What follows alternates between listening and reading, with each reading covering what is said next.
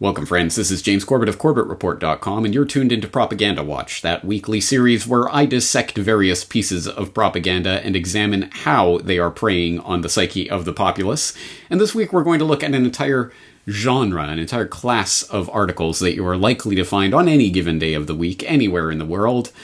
Namely, a type of economic news article that can be summarized as, "Oh, please, stock market gods, tell us where the world is going." And which is exemplified in op-ed pieces like this one from Adam Goodman, published in the Tampa Bay Times, exhorting us not to watch the opinion polls to predict Trump's fate in the 2020 selection circus, but watch the stock market. Yes, that will tell us where the world is heading. Or we could zip on over to Market Watch, where we hear Jim Cramer, yes, that humanoid walking, talking line of cocaine himself, exhort us to look at Apple's report, and even if it is subpar, it could boost the stock market. Yay! I guess that sounds like a good thing, whatever that means. And we could go over to the Canadian Broadcasting Corporation to tell us about the future of the Trump-China trade war, exemplified by a human being in an entire country, I guess.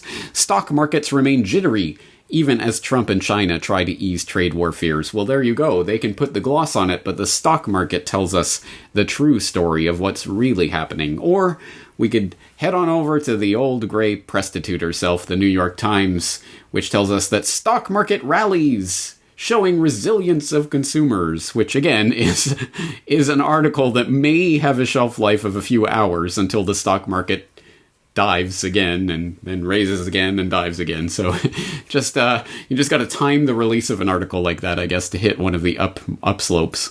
But again, the stock market is telling us about a deeper underlying narrative about human nature. The resilience of consumers is what this stock market rally is telling us, right?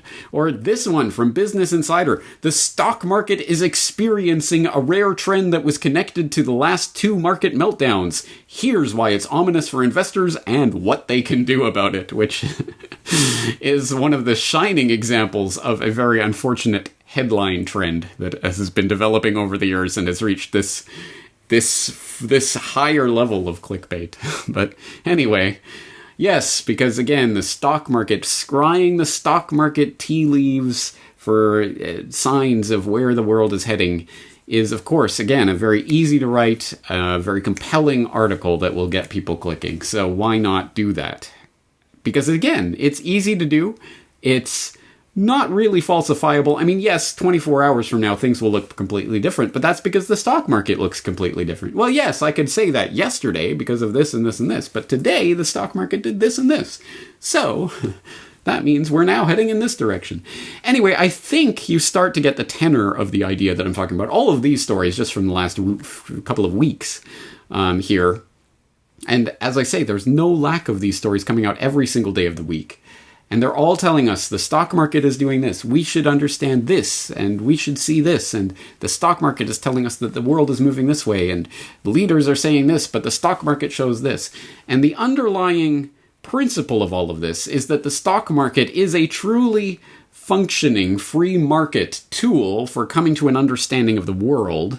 Because, of course, there's all these individual investors all around the world who are all essentially putting prices to pieces of information, and from the movement of those prices, we can divine what the information underlying them really is. That is a nice theoretical way of looking at it. If this stock market that they're referring to, which almost invariably is the Dow Jones and the S&P 500, sometimes the NASDAQ. Sometimes you'll even get an exotic stock market like the Nikkei 225, which we know is not manipulated in any way.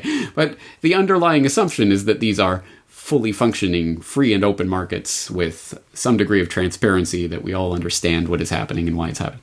Which, of course, is bunk. Complete nonsense. And do not take that from James Corbett of CorbettReport.com. Take that from much more mainstream sources. In fact, we can go to True Lies. The financial press just admitted the markets are a sham from a year and a half ago, 2 years ago almost, here on CorbettReport.com. And as always, if you are not a Corbett Report member, and if not, why not? But if you are not, you can always click on the link for the free access to the editorial, and scrolling down about halfway, you'll find that I write, "You don't have to be a Corbett Report diehard to know that the central banks have been behind the incredible decade-long bull run that has emerged in the wake of the Lehman debacle.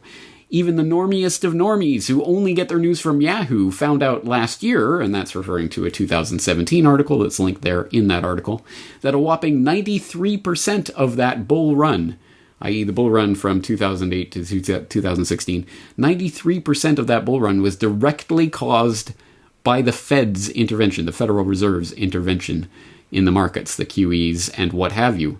That's a remarkable revelation, again, coming from the normiest of normie places, Yahoo Finance.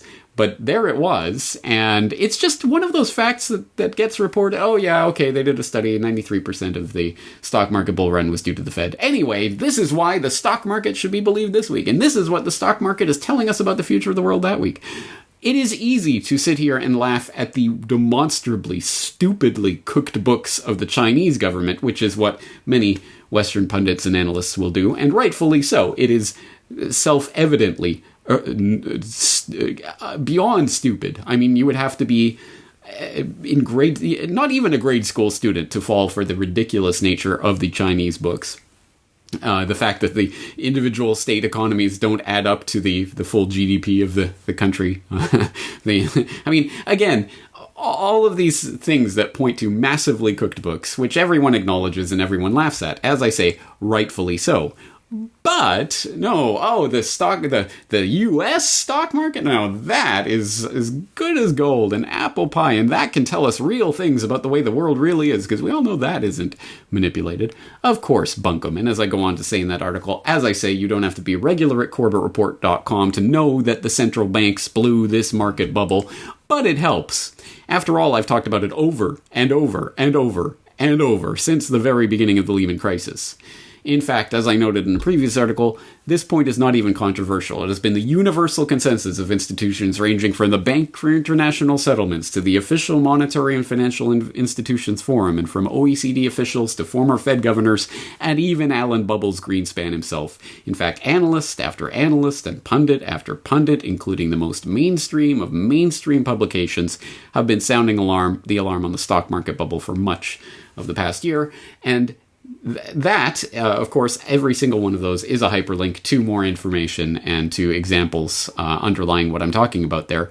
But, of course, the long-range part of that story is that, yes, the bubble has been blown. It will pop at some point. They will use it for strategic political purposes to install this puppet president and get rid of that puppet president to change the birdcage liner. And perhaps more importantly, to bring in the central bankers as the saviors of world civilization, as they attempted to do in 2009. Gordon Brown, we need a new world order to save the earth. Well, they got so far with that, and they did institute some new things, including, of course, the bail-in regime and other things that they got instituted through their Financial Stability Board and other shadowy organs of the BIS that grew in importance with the formation of the G20 and all of that in 2009 in the wake of the Lehman collapse, the coordinated rate cuts that were going on amongst global central banks at that time. A lot changed in that Lehman crisis, but a lot more will change in the next coming crisis, and that is one reason why all of this reporting on, whoa, the stock market is telling us this, or the stock market predicts that, is not worth the paper it's not printed on, because it is a admitted sham, a phony baloney 93% intervention sham that is, well, for the lowest tier on the propaganda chain, shall we say, for the people who have the lowest access to information or interest in delving into these matters for themselves. If you so much as scratch that surface, again, even with the mainstreamiest of mainstream information, you will discover that it is a sham.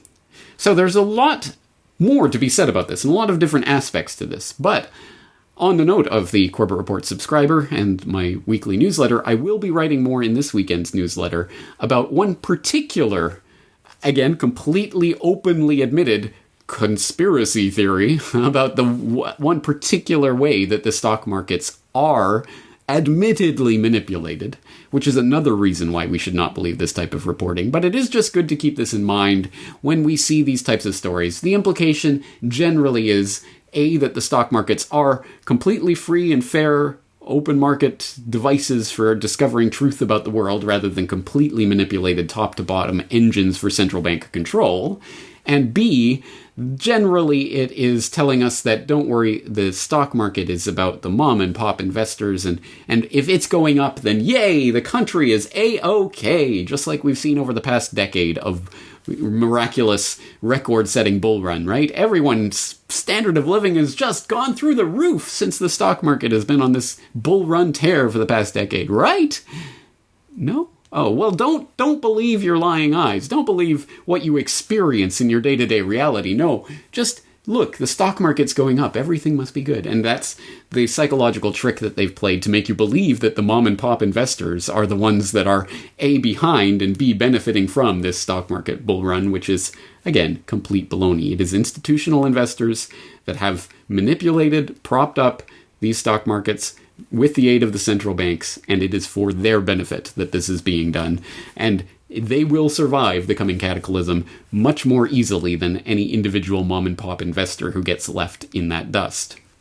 Again, a lot more to be said, some of which I will be saying in the Corbett Report subscriber newsletter this weekend. Once again, if you're not signed up to be a subscriber of the Corbett Report and to read that weekly column that I publish at corbettreport.com, why not? $1 a month helps to make this entire website possible, so it is greatly appreciated for the members who do subscribe. On that note, we're going to leave it there for this week. Looking forward to talking to you again very soon. This is James Corbett of corbettreport.com.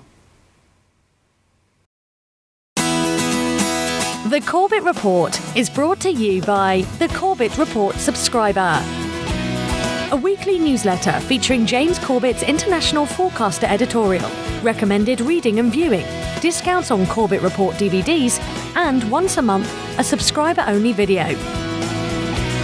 Sign up today to start receiving your copy at corbettreport.com/support.